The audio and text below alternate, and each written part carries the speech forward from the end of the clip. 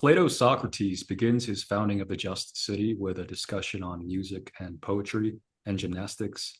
And the first act of the founder is the oversight of education, ensuring the proper balance of gymnastics and music, and censorship against the enchantment of morally problematic poems like Homer's Iliad and the Odyssey. Against this stands Jefferson, who claimed to Benjamin Rush in 1800, quote, eternal hostility against every form of tyranny over the mind of men. This is carved inside the Jefferson Memorial, and who promised Dupont de Nemours in 1816 that, quote, enlighten the people generally, and tyranny and oppressions of the body and mind will vanish like evil spirits at the dawn of day. So two questions. What views, if any, do we find simply intolerable? Is there a legitimate form of censorship?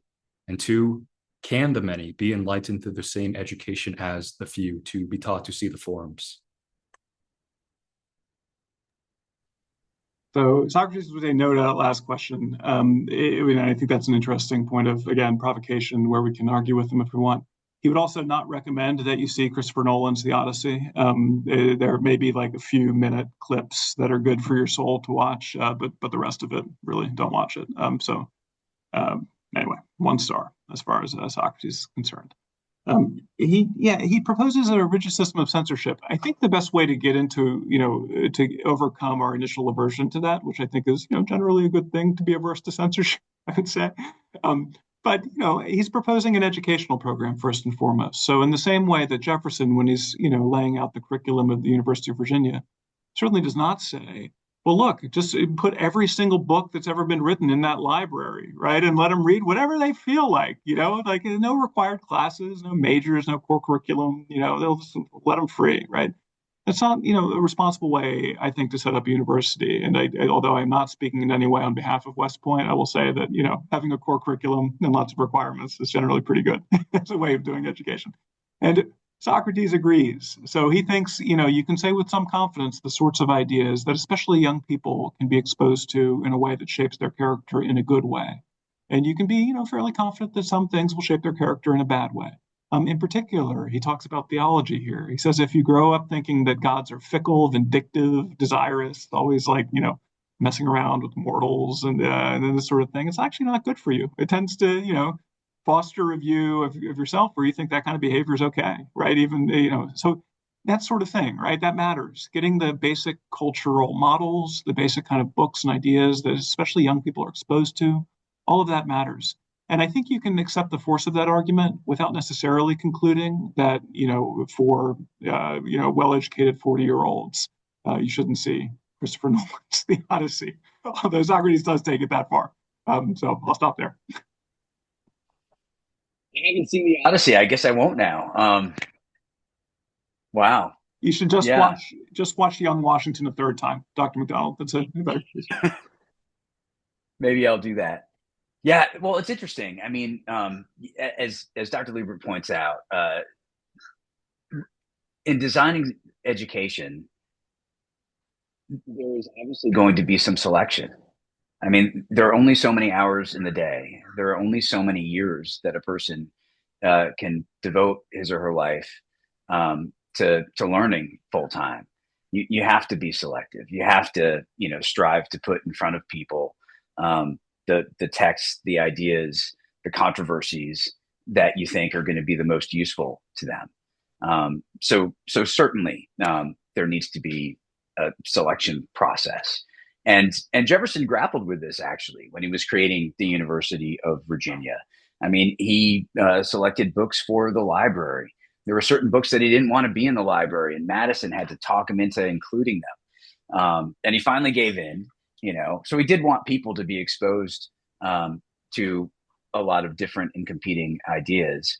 Of course, Jefferson was a strong supporter of the national government not engaging in censorship. We might remember the 1798 Sedition Act that was signed into law by President John Adams during the quasi-war with France.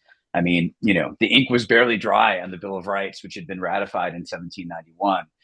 What was it about Congress shall make no law that John Adams didn't understand? Mm-hmm. But I think Jefferson would say that there's room for social stigma to sort of control the left and and write guardrails of the ideas that we will embrace and entertain, and consider to be admittable to discussion, in an enlightened world. So I think that's the case as well. And then I want to say at the very beginning of the question, you brought up like dancing and music and stuff like that. And I'll just point this out. I think that can be very important to education. Certainly Jefferson believed so.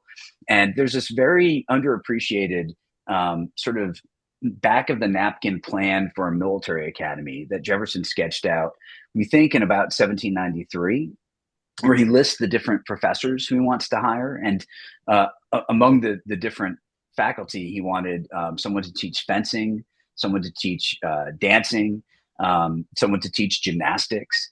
I think he looked at character development as not just an intellectual thing, but also a physical thing as well. And maybe by cultivating people's tastes.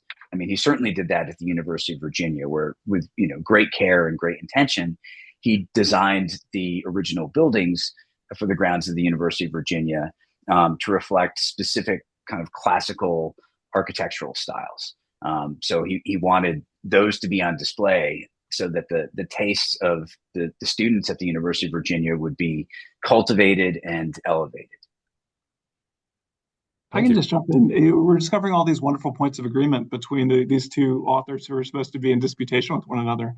So Socrates, of course, took dancing and music very seriously, too, and absolutely, did actually. He's formulating a military academy in the Republic because it's primarily the training of the guardians, that he's doing. And he says that they have to be very well versed in music, both, culture broadly, but literal music, too.